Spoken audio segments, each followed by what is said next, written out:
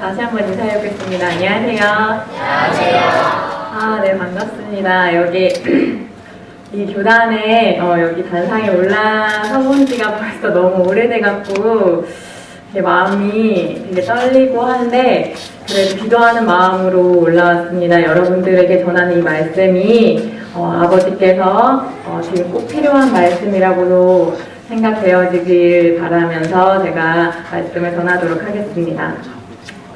제가 아직 누군지 잘 모르시죠? 네. 저랑 같이 성경 공부를 한 친구들은 아마 제가 학교 있을 때 도사님이라고 불렀을 것이고, 저를 처음 보는 친구들은 가끔 안식일마다 그 오영민 선생님 옆에서 이렇게 서성이는 어떤 한 여인네라고 생각했을 겁니다. 저는 오영민 선생님과 같이 살고 있는 처자고요. 지금은 한 아이의 엄마이고요. 그전에는 뒤에 계신 사모님들도 그러셨겠지만 제 업이 있었고 제가 열심히 꿈을 품고 이렇게 일하던 곳이 이곳이었습니다. 오늘 제가 짧은 말씀을 드리려고 하는데 지금 여기 화면에 뭐라고 나와 있죠? 네. 제목을 알아맞혀 보세요. 제가 오늘 드릴 말씀의 제목을 아직 알려드리지 않을 거예요. 근데 말씀을 듣다 보면 저희 친구들이 굉장히 피곤한 나머지 3분의 2까지도 가지 않아요. 벌써 시작부터 저렇게 고개를 저쪽 이렇게 하시는 친구들이 있어서 제가 말씀이 끝났을 때 여러분들에게 퀴즈를 내서 맞추시는 분께 여기 보이는 상자 보이시죠? 여기에 제가 맛있는 걸 담아놨습니다. 선물로 드리도록 하겠습니다. 제목을 꼭 알아맞히시려면 잘 들으셔야 될 거예요. 오늘 주제 성구입니다.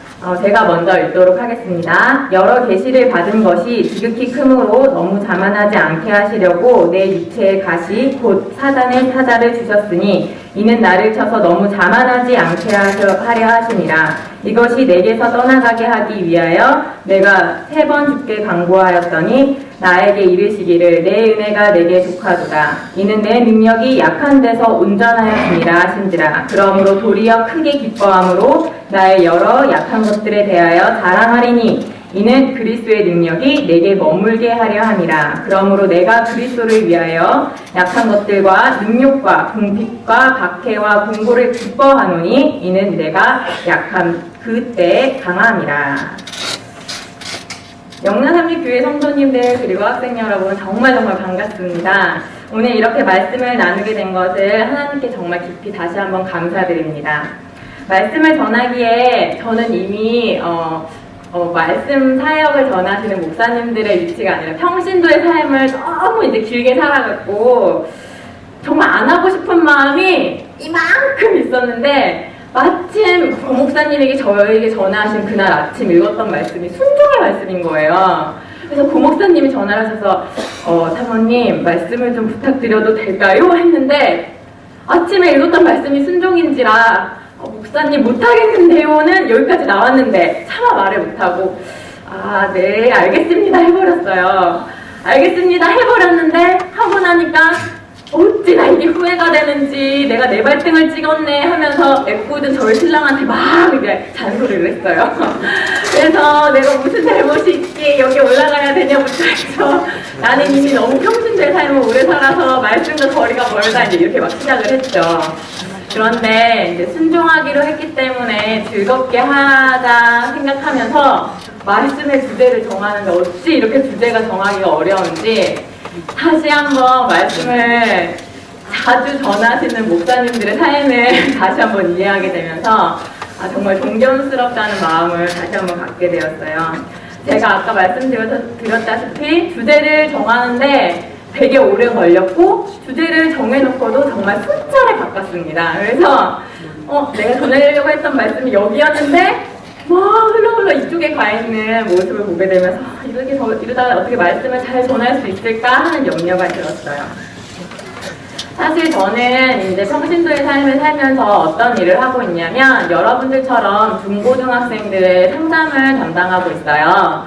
그래서 제가 대학원에서 상담 공부를 마쳤고 그리고 그 친구들을 데리고 상담을 하게 되는데 상담을 하다 보면 알 수 없는 언어들이 막 흘러나와요.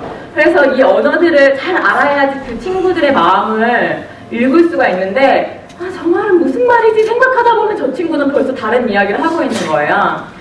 그래서 안 되겠다, 공부를 좀 해야 되겠다 생각을 했습니다. 다 알죠? 다 알죠? 어른들에게 드리는 질문입니다. 되게 많은 신조어가 있어요. 근데 이 신조어가 특별히 우리 친구들이 열광하는 아이돌 멤버의 한 멤버가 이 신조어를 만들었어요. 그래서 국어사전에 쳐보니까 깜놀이라는 이 단어가 국어사전에 들어가 있더라고요. 깜놀이라는 단어는 무슨 의미를 가지고 있을까요? 어른들만 맞출 수 있는 기회를 드리겠습니다. 에이, 어른들만. 알려주지 마세요, 학생. 우리 김지현 선생님한테 지금 알려주고 있는데. 네, 우리 유석구 목사님. 네? 저 학생 아니에요. 네. 아니, 어른들만 맞출 수 있는 기회입니다. 네. 자, 아시는 분 손을 먼저, 제가 이렇게 저조한 참여율이 있을 것 같아서 제가 목캔디를 준비했습니다. 자, 이렇게 학생들을 맞출 여유가 있는데, 자, 깜놀이라는 뜻은, 네, 우리 김인선 선생님. 뭘까요? 네, 맞습니다. 네, 깜놀이라는 말을 이 목캔디 좀 이따 드릴게요. 깜짝 놀라다입니다. 자, 이제 다른 성도님들도 분발하여 주시기 바랍니다. 제가 이 말은 그래도 이해가 됐어요. 깜짝 놀라다, 이렇게 대충 맞추실 수 있을 것 같았어요. 차도남은 뭘까요? 제가, 우리 사모님, 종사모님 손 들었습니다. 아주 빨랐어요. 제가 힌트를 드리자면, 제가 대학원에서 되게 존경하는 우리 교수님을 이렇게 부르거든요. 뭐죠? 네, 맞습니다. 네, 차가운 도시 남자죠. 이 차가운 도시 남자가 아주 세련되고 품위있는, 제가 사실 차가운 도시 남자 이 문제를 내면서 김태호 선생님이 생각났어요. 그래서 김태호 선생님 같은 그런 차가운 도시 남자. 자, 다음번 문제입니다. 자, 생파는 뭘까요? 생파. 우리 친구들 벌써 답이 다 나와버렸어요. 생파. 생파는 뭘까요? 전영실 사모님, 네, 오늘 특정 정말 은혜스럽게 해주셨는데, 생파는 뭘까요? 네, 생일파입니다. 멋진 발음으로다가 해주셨습니다. 생일 파티. 네, 맞습니다.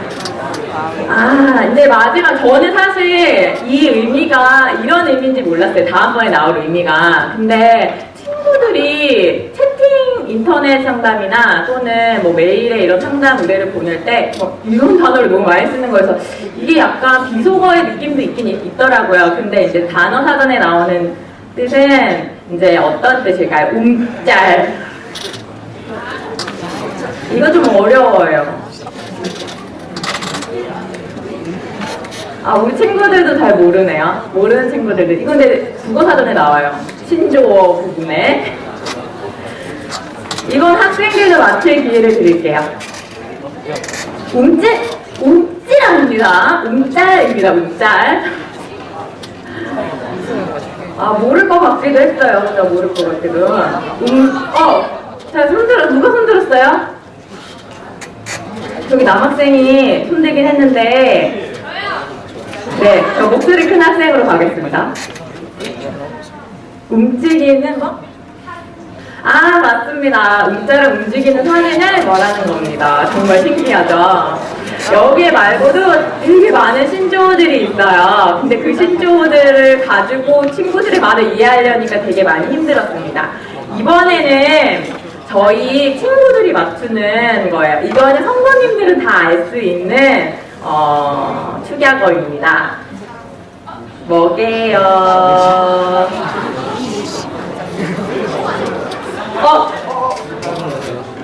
일어나서 크게 이야기해주세요. 항상 쉬지 않고 검사. 어머, 비슷했는데 막 중간에 다 빠져먹었어요. 자. 저기. 자. 아, 항상 쉬지 말고 톡 빠졌어요. 다시. 항상 쉬었는데.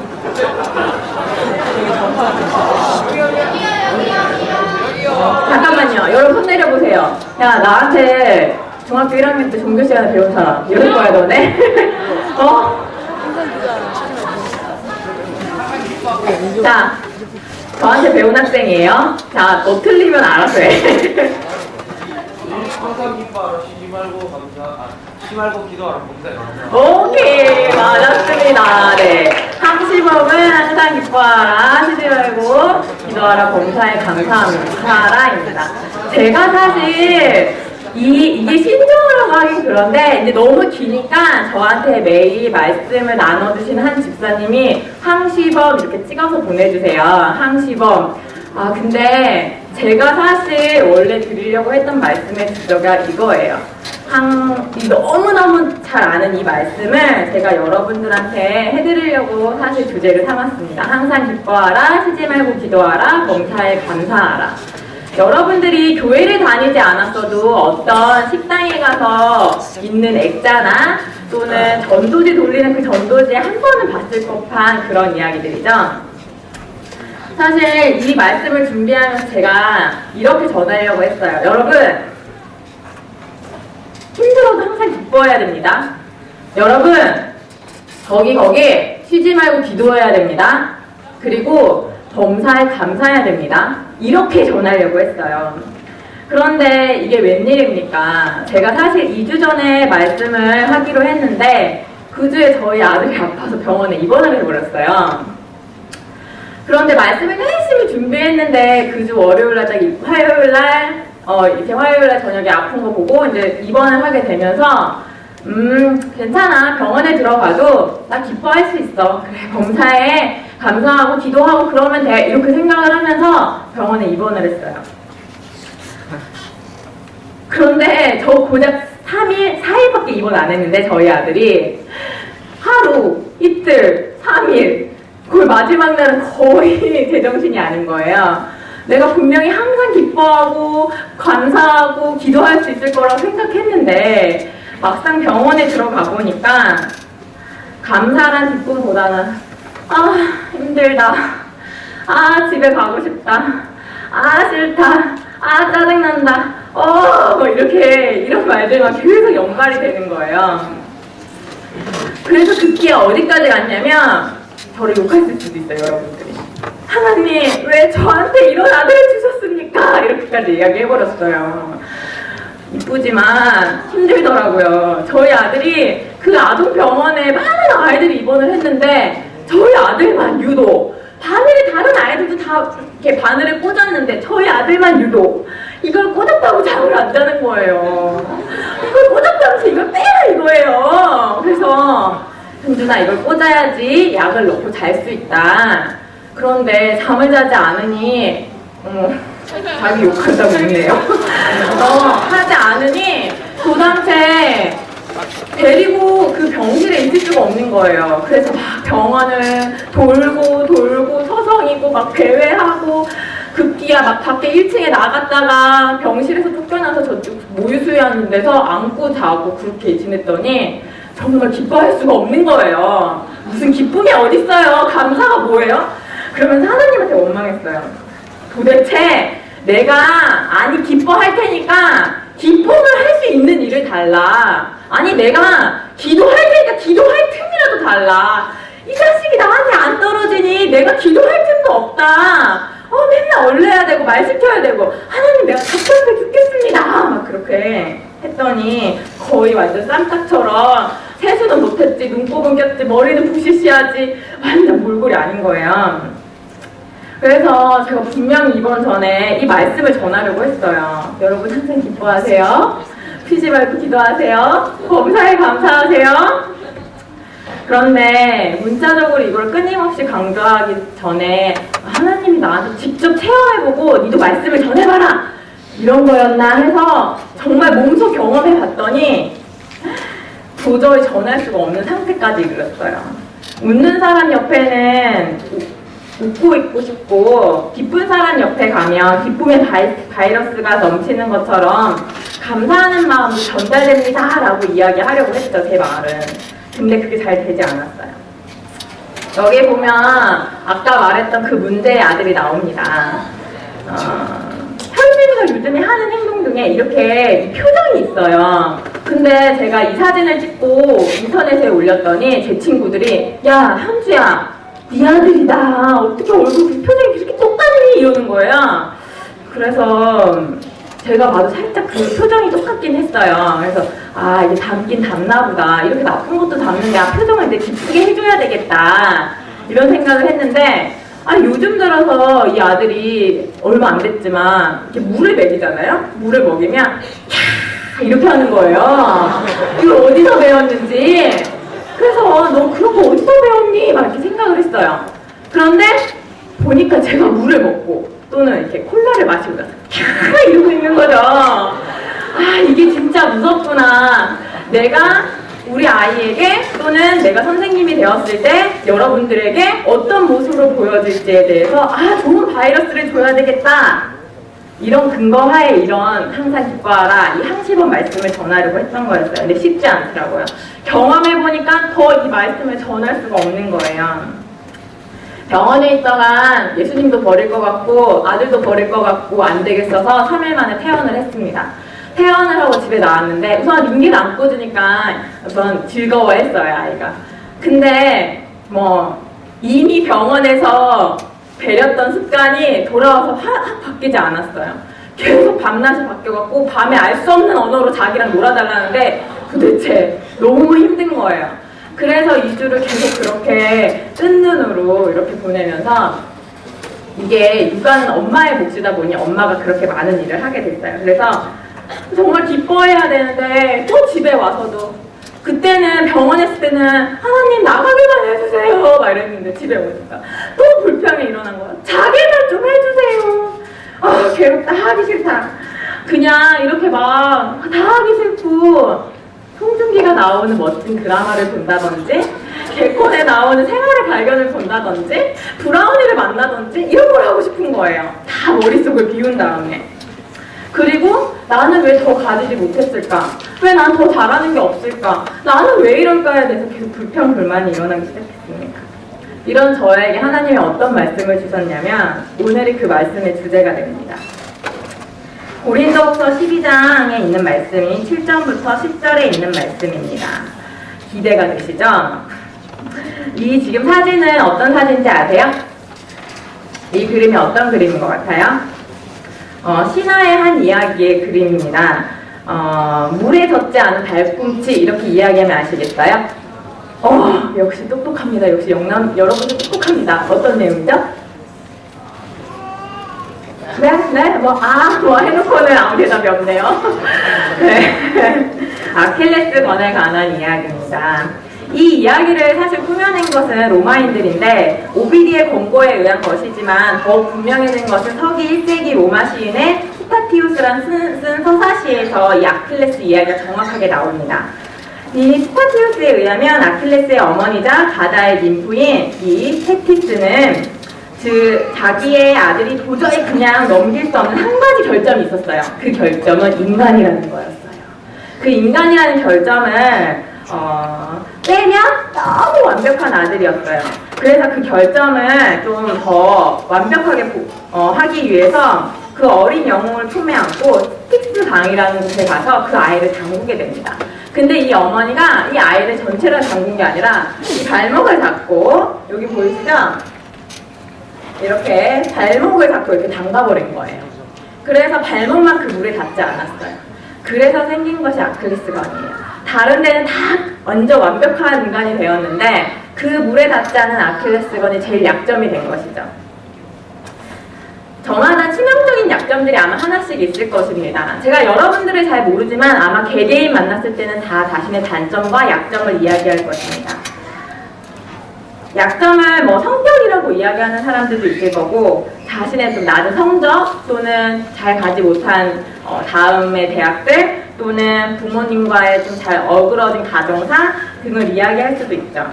신체적인 결함뿐만 아니라 자신이 처음에 과거에 겪었던 그런 못할 사건들, 잊지 못할 사건들까지 어쩌면 약점이라고 할 수 있어요. 하지만 모두 인정하고 싶지만 약점 아마 하나씩은 다 있을 거라고 생각합니다. 자기소개서를 아마 다 써봤을 것인데 자기소개서의 약점보다는 강점을 많이 쓰라고 이야기해. 너의 좋은 점을 많이 어필해줘라. 너가 잘한 것들을 이야기해라. 그리고 회사나 학교에 가면 그런 강점들을 보고 스펙 좋은데 학교 좋은데 상 많이 탔어 이러면서 그런 아이들을 뽑죠. 이것이 성공적인 인생일까요?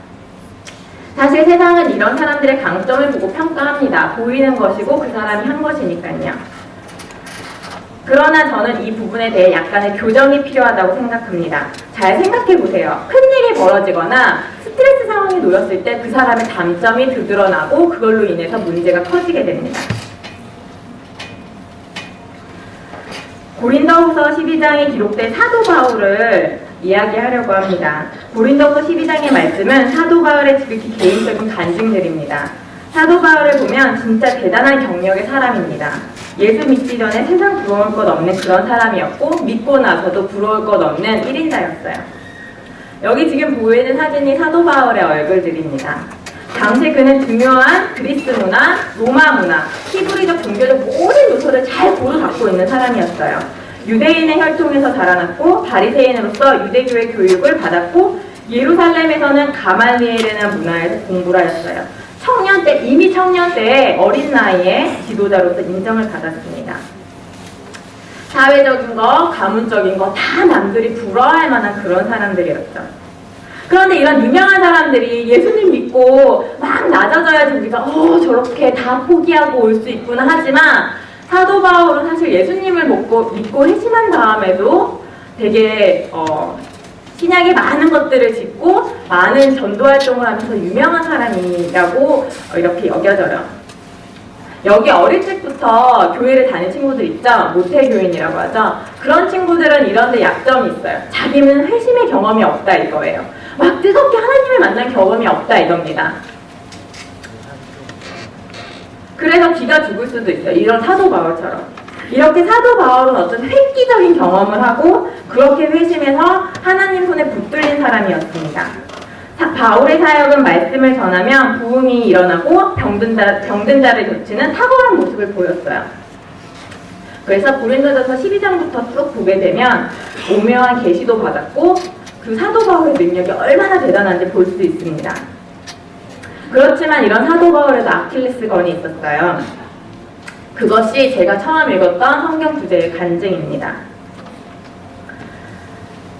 7절에 나와 있죠. 내 육체의 가시 곧 사단의 사자를. 육체의 가시가 그의 아킬레스건입니다.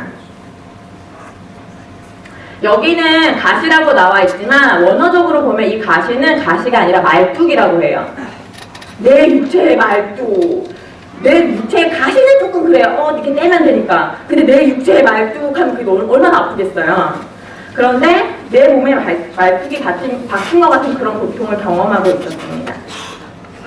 여기서 말뚝에 가시며 사단의 사자라고 하는 바울의 질병은 많은 학자들에 의해서 연구되었어요. 그것이 안질인지 간질인지 다양한 이야기가 나오고 있지만 어찌됐든 많은 경험을 했고 정말 힘든 가운데 있었던 사도 바울이 그냥 쉽게 불평불망하는 건 아닌 것 같아요. 진짜 힘들었기 때문에 자신의 상황을 이렇게 간증하고 있는 것입니다. 분명히 신앙적이었고 그 사도 바울에게 힘든 경험이었을 거라고 생각합니다. 그리고 8절 이것이 내게 떠나가게 하기 위하여 내가 3번 주께 간구한다고 이야기합니다. 사도 바울이 이것을 위해서 하나님한테 기도했어요. 하나님, 나 이거 너무 힘드니까 좀 떠나가게 해주세요. 떠나가게 해달라고 그렇게 기도를 합니다. 아무리 부르짖어도 응답받지 못했습니다. 조지미너라는 사람은 5만 번 기도해서 응답받았는데 그리고 바울도 이것 말고도 수많은 것을 기도해서 응답받았는데 이 문제만큼은 응답받지 못했어요. 예수님이 십자가에 달려 돌아가실 때 십자가에서 많은 사람들이 저 예수쟁이 너 십자가에서 내려와서 너를 구원해 보라고 이렇게 큰 소리로 외쳤어요. 사도 바울도 많은 사람을 병으로 고쳤고 기도의 힘으로 고쳤는데 자신의 질병을 고치지 못하는 이것이 자신에게 시험거리가 될 수 있었습니다. 분명히 확신하건대 여러분 모두가 감추고 드러내고 싶지 않은 약점들이 있을 것입니다. 의뢰 웃으면서 이야기하고 겉모습으로 판단할 수 없는 것들이죠. 그러나 이것이 혼자 있을 때, 힘들어할 때, 괴로워할 때, 일이 잘 풀리지 않을 때 이 문제들이 수면 위로 올라오고 이것들로 인해서 눈물을 흘리고 자존감이 낮아지고 우울해지고 슬퍼지는 상황이 이릅니다. 그렇지만 제가 이것에 응답받지 못했다고 이야기하지만 그건 인간적인 마음입니다. 하나님은 하나님의 뜻대로 응답을 해주셨어요.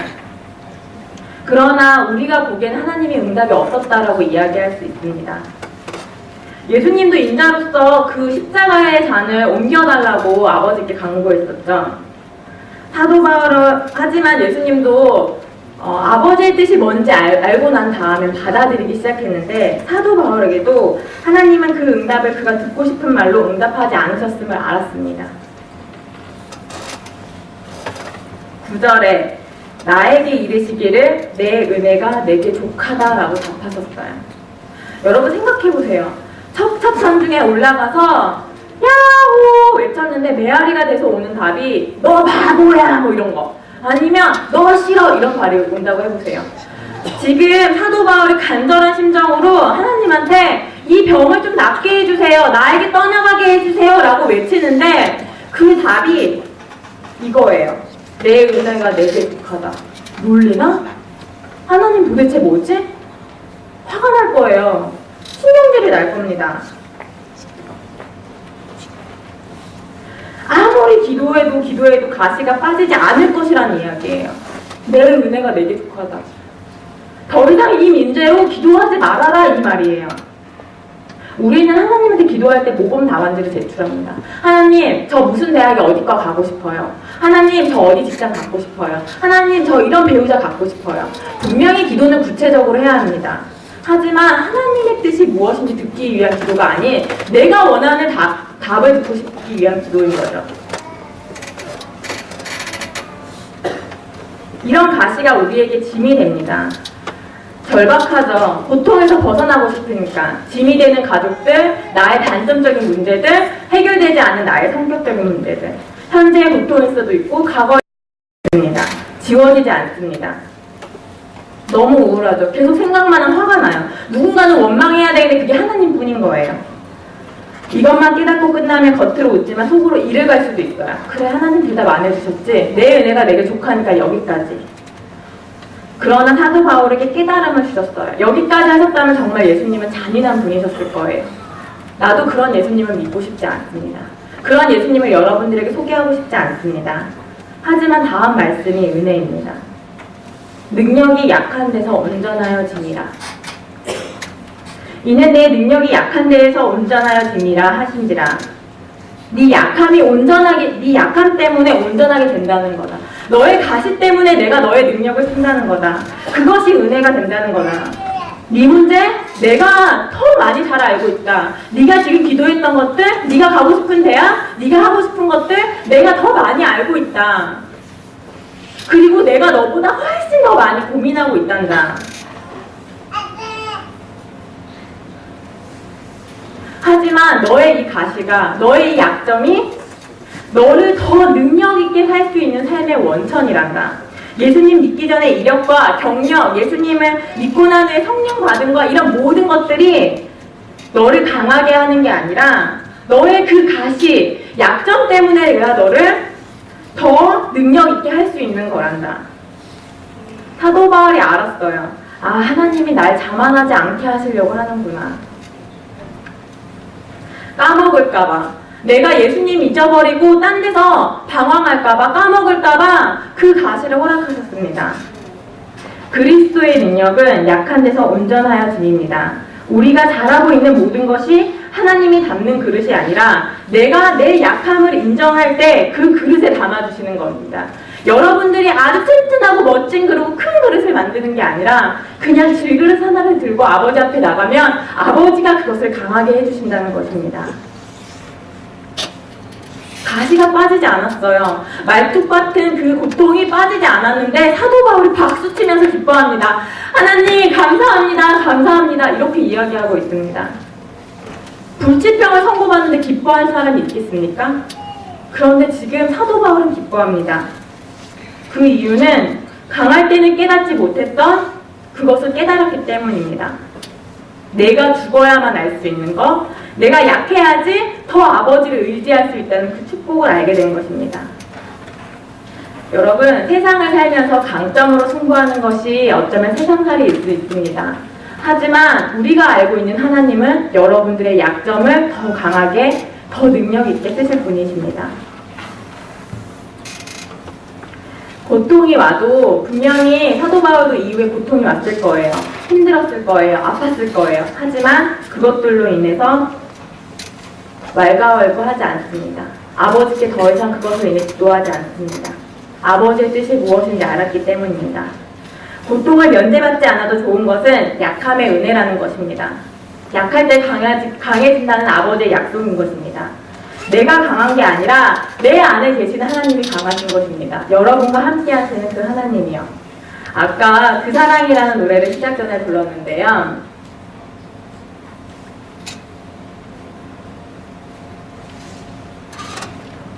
아버지의 사랑 내가 노래해, 아버지의 은혜 내가 노래해. 그 사랑 변함없으신, 거짓 없으신, 성실하신 그 사랑. 상한 갈 때 꺾지 않으시는, 꺼져가는 등불 끄지 않는 그 사랑, 변함없는, 거짓 없으신, 성실하신 그 사랑. 하나님은 상한 갈 때도 꺼져가는 등불도 끄지 않습니다. 여러분들의 약함을 더 잘 알고 계시기 때문입니다. 우리 이 노래 마지막으로 부르면서 말씀 마치도록 하겠습니다.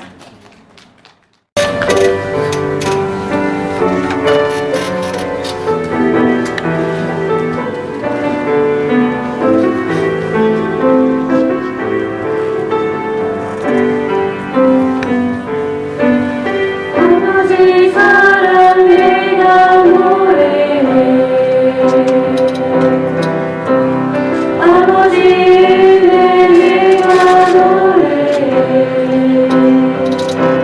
그 사랑 변함없으신 거짓 없으신 성실하신 그 사랑 사랑할 때 꺾지 않으시니 꺼져가는 눈물 끄지 않는 그 사랑 변함없으신 거짓 없으신 성실하신 그 사랑